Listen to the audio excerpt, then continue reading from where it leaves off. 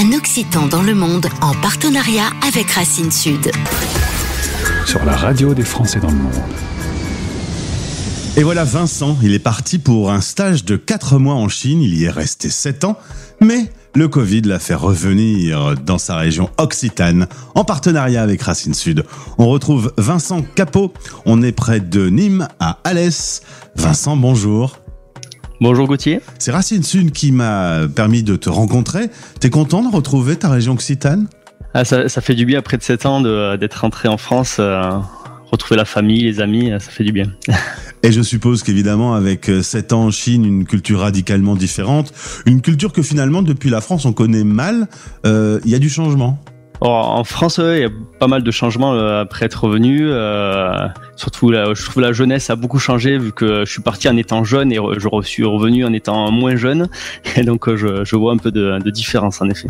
Tu as 34 ans, hein, ça va, il y a encore un petit peu de chemin devant toi. Tu as fait, depuis Montpellier où tu es né, tes études et notamment un master ingénieur en affaires internationales, ce qui t'a amené en Chine. Quand on t'a permis de faire un stage, la Chine, c'était évident que c'était en haut de la liste ? Alors c'était mon premier choix. J'ai toujours rêvé de partir travailler là-bas, faire même ma vie là-bas. À la base, je comptais faire ma vie là-bas. Donc c'était vraiment mon premier choix. Donc j'étais content de trouver un stage là-bas. Alors c'était en effet ta vie qui t'attendait là-bas puisque tu y as trouvé une femme qui est chinoise, mais qui parle français. C'est régulier que les Chinois apprennent le français à l'école ? Oh non, c'est pas régulier, mais il y en a un petit peu et justement il y a des événements francophones sur place où il y a des Français et aussi des Chinois qui parlent français, donc forcément ça aide à se rencontrer. Vous avez eu 2 enfants qui ont aujourd'hui 4 ans et 1 an et demi, mais voilà, pendant 3 années, vous êtes resté bloqué en Chine pendant la période du Covid.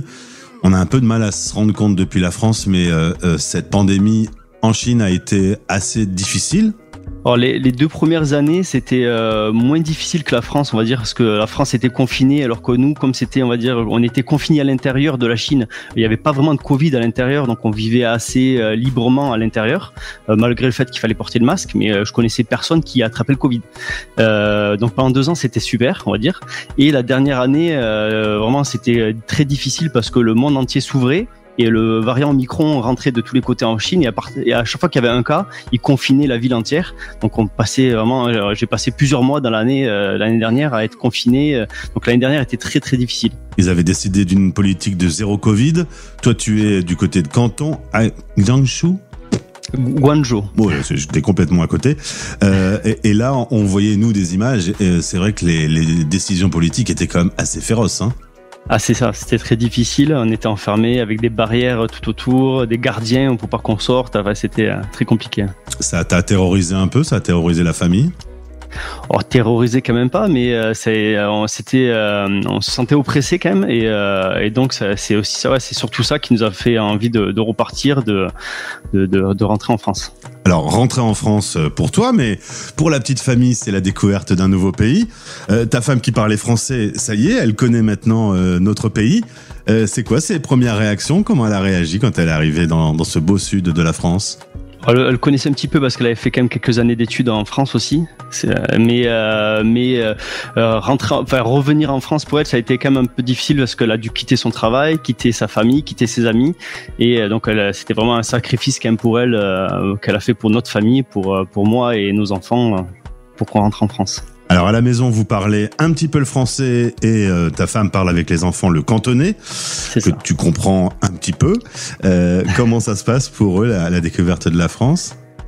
Alors pour les enfants, ça a été plus facile. Ma fille s'est très rapidement habituée à l'école, par exemple. Elle est rentrée en première année de maternelle. Elle était déjà à l'école maternelle en Chine, où elle parlait le mandarin à l'école maternelle. Et on va dire du jour au lendemain, hop, elle passe à l'école maternelle en France où il faut parler français. Et finalement, ça s'est fait très facilement pour eux. Donc les enfants, ça va. Les enfants s'adaptent très très vite, hein. C'est ça.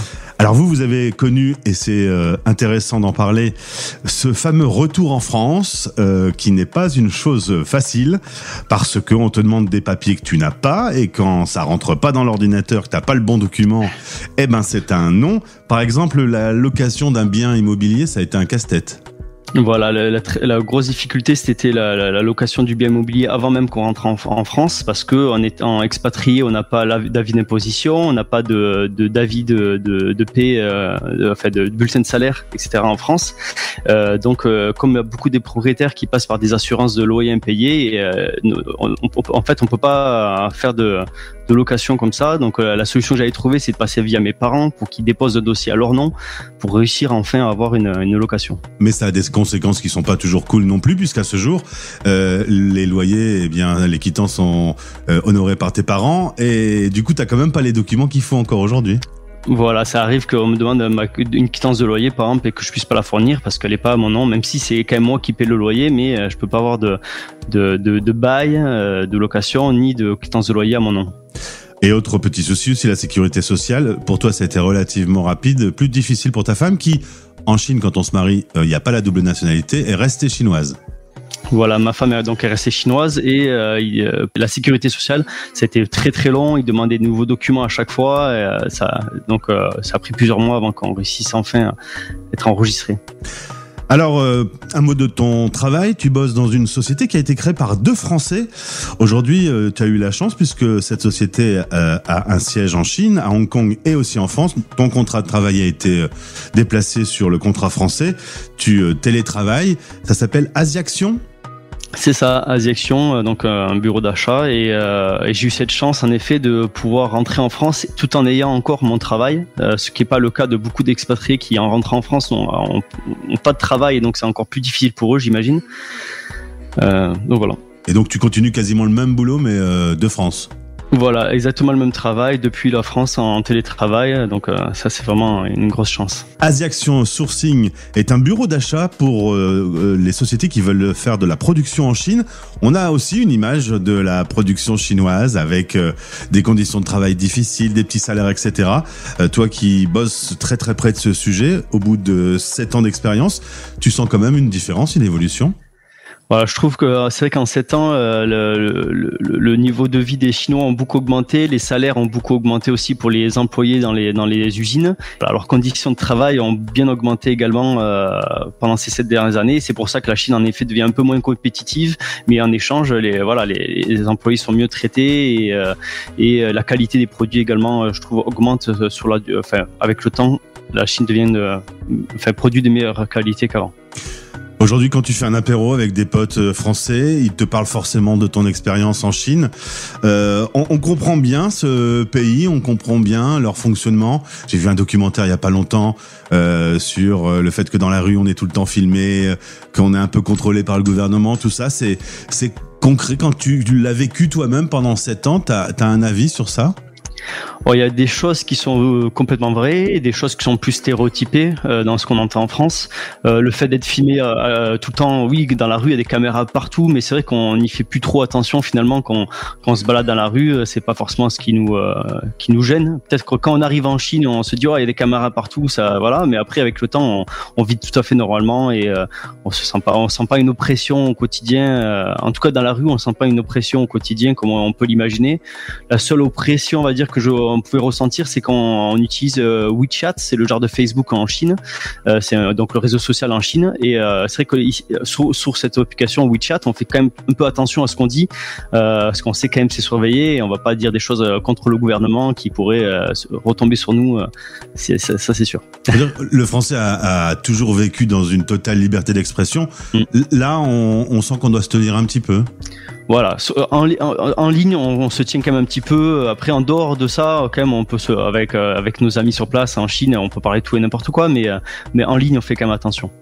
Aujourd'hui, votre famille vit en France. Est-ce que une autre expatriation dans le futur est possible ? Est-ce que ce petit goût de l'international reste en bouche ?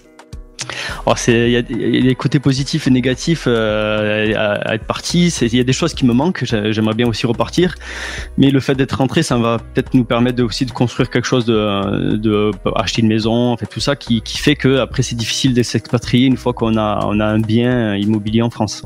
En tout cas, pour l'instant, ça c'est pas prévu. Voilà, pour l'instant, c'est le retour en Occitanie. Merci pour ce témoignage. Et malgré les 7 années en Chine, tu as toujours le petit accent chantant quand même qui est resté. Hein, c'est ça c'est pas parti. Merci pour ce témoignage. Et au plaisir de te retrouver. Merci. excitant dans le monde en partenariat avec Racine Sud. Retrouvez ce podcast sur le site de notre partenaire et sur françaisdanslemonde.fr. Vous écoutez Les Français parlent au français, parrainé par Bayard Monde. Bayard Monde, c'est une équipe de 30 délégués présente sur 5 continents pour vous abonner au magazine Bayard et Milan.